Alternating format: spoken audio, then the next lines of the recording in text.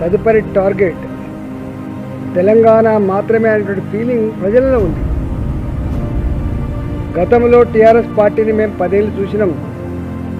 తెలంగాణ ఉద్యమంలో ఉన్ననాడు ఎట్లా ఉండే, మొట్టమొదటి 5 సంవత్సరాలు ఎట్లా ఉండే, రెండోసారి అధికారం వచ్చిన తర్వాత ఎట్లా ప్లేట్ ఫిరాయించిండ్రు, ఎట్లా అహంకారం పెరిగింది, ఎట్లా ప్రజా వ్యతిరేకమైనటువంటి చర్యలు చేపట్టిండ్రు, కుటుంబ పాలన ఎట్లా జరిగింది, దోపిడీ ఎట్లా జరిగింది, ఇవన్నీ వాళ్ళకు బాగా ఐడియా ఉన్నది. దాన్ని వద్దనుకొని కాంగ్రెస్ పార్టీ ఓటేశారు. కాంగ్రెస్ పార్టీకి ఓటేస్తే 2 ఏళ్ళనే పేలిపోయింది. ఇక మళ్ళీ ఈ ప్రభుత్వం రాదు, ఈ ప్రభుత్వానికి ఏం మొరబెట్టుకున్నా ఏది డిమాండ్ చేసినా ఇచ్చే పరిస్థితి లేదు, అప్పుల ఊబిలో కూరుకుపోయిందన్న బాధ వాళ్ళకు కూడా.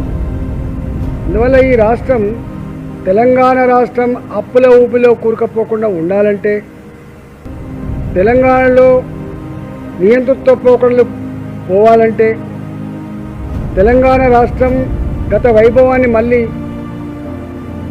భారత చిత్రపటం మీద ఆవిష్కరించాలంటే, గొప్పగా అభివృద్ధి చెందాలంటే ఇవాళ భారతీయ జనతా పార్టీ మాత్రమే అధికారం రావాలనేటువంటి భావన ప్రజలలో స్పష్టంగా ఉంది. మీరు మంచిగా పని చేసుకోండి బిడ్డ, రేపటి భవిష్యత్తు మీదే అనేటువంటి ఫీలింగ్ ఉంది.